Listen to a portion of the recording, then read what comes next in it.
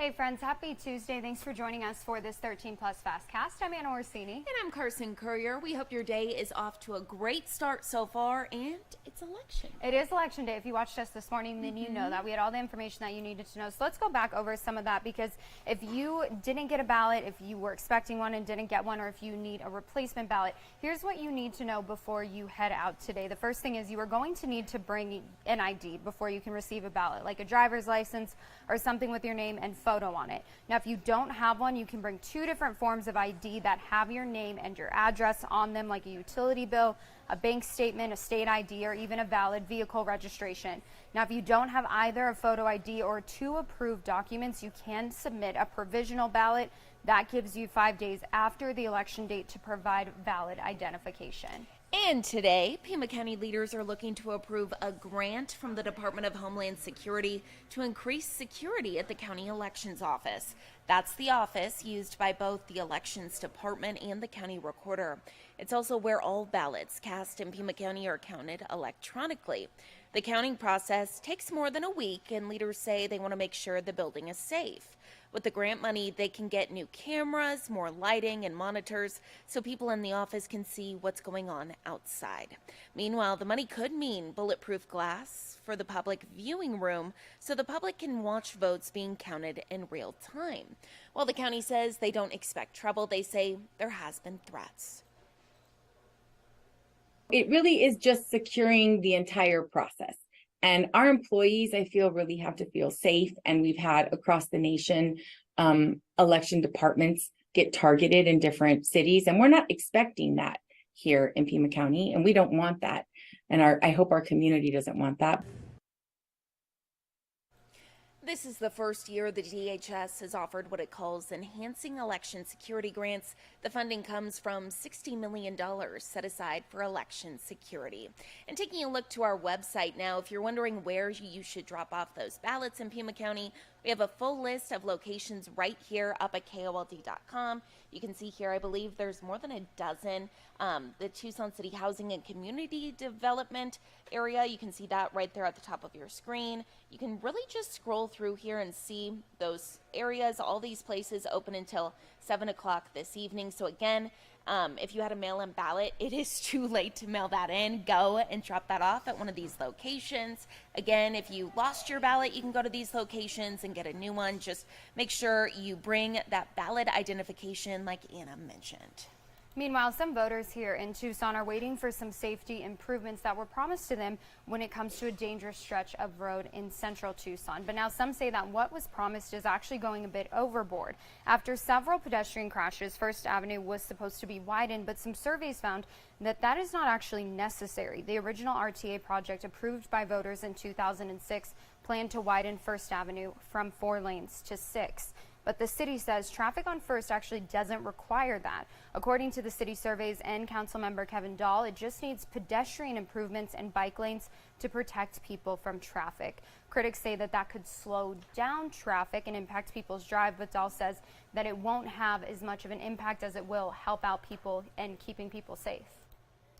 Slowing down traffic isn't a bad thing, and when you slow traffic, it doesn't mean that you're going to be 10 minutes late. It means you're going to be 1 or 2 minutes late. If it saves lives, that's really much worth it. This year on that stretch of roadway, there have been 3 pedestrian crashes here, and unfortunately, one of those crashes ended up being fatal. And we talked about this yesterday. A lot of people wondering when they're finally going to see some changes, some improvements to the traffic that we see at I-10 and Cortero. Anna and I are very familiar with the traffic there. And while plans for big projects like this can take years, some drivers say they want to see the work start now. Plans for the new overpass are in the very early stages this morning. Mariana Cruz say any project could take at least 5 years since the town is working to find more money to fund the project. Now, you'll remember people had the chance to weigh in on the project during 2 meetings yesterday. And a big takeaway is that people are fed up with the traffic. The trains, they come from both ways. I've seen traffic lined up for 45 minutes there. That's just inexcusable. It really is. They should have been way ahead of this a long time ago. Expedite it, please.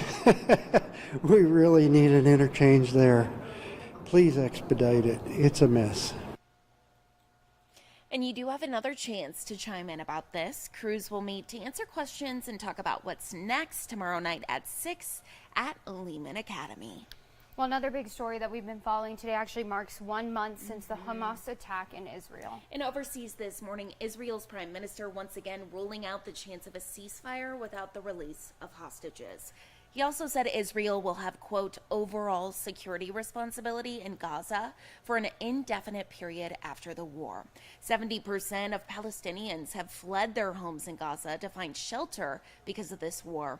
Now, the Gaza Health Ministry says more than 10,000 Palestinians are dead and another 2,300 are missing. Meanwhile, 1,400 Israelis have been killed in the last month. The IDF continues its ground attacks and says it has Gaza City surrounded. It also says it's in control of a military compound in Gaza. So, of course, a big story will continue to follow for you here at home, though. We do want to take a look at your 7-day forecast. Hopefully the last day of 90-degree temperatures that we see in a while. I know that we were getting kind of nervous heading into next week because those temperatures started climbing again. We were looking at 80 and 83. But good news is on Monday, 79 degrees and a 20% chance for rain. How about that?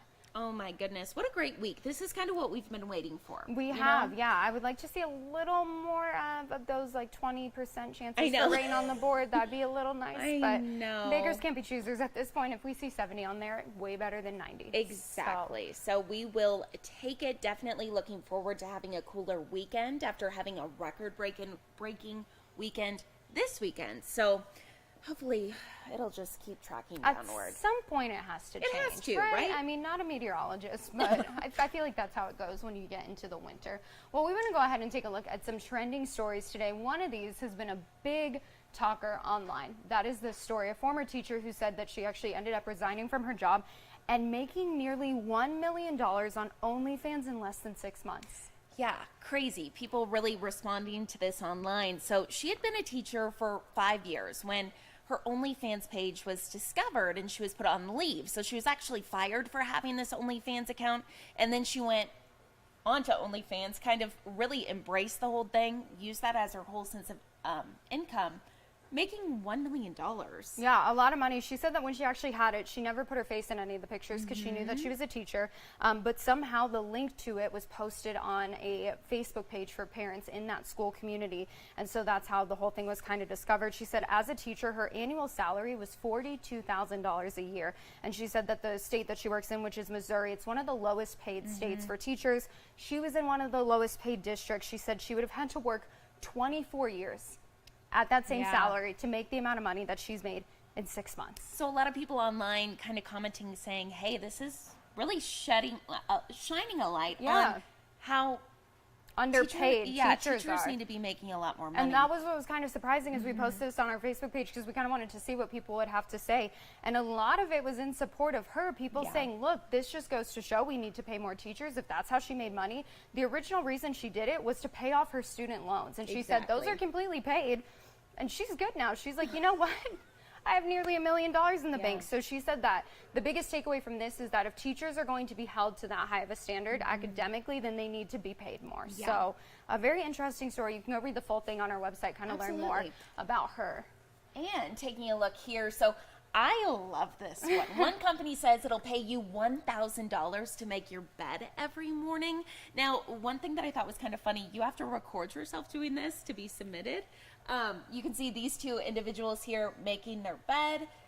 I mean, for folks like Anna and me, we get up very early. Do you make your bed every morning? No, it's not going to happen. And also, I have a dog who likes being in kind of, as soon as I get up, he jumps up on like the comforter where it's all bunched up for me, throwing it back. So then I feel guilty. So I'll use him as an excuse. But it's actually a contest held by Shane Company, which is the jewelry company, which I found interesting. Yeah, so they said that aside from documenting it, you also have to kind of write in your journal, like, did it improve your life? Did it improve your everyday kind of motivation and your overall mood? And so you have to document it. You can go onto their website. The link is in that story on our website. And so you submit all the different things. So down here at the bottom, it's the entry form. So you need to fill out all that, your birthday. You do need to be 18 to enter, and then kind of detail why you think this will make a difference in your life. And then you submit it by December 8th, and they will pick the winner by December 22nd.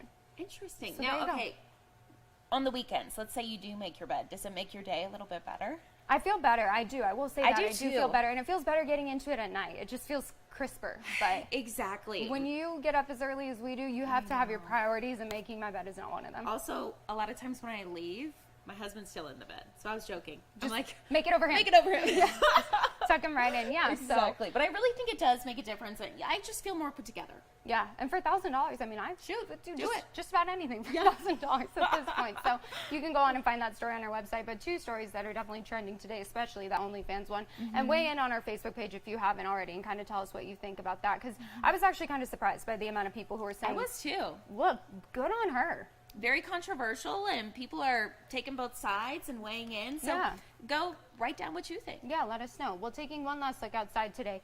Temperatures, again, 90 degrees. Hopefully this is the last we see of that in a while. But other than that, looks pretty good.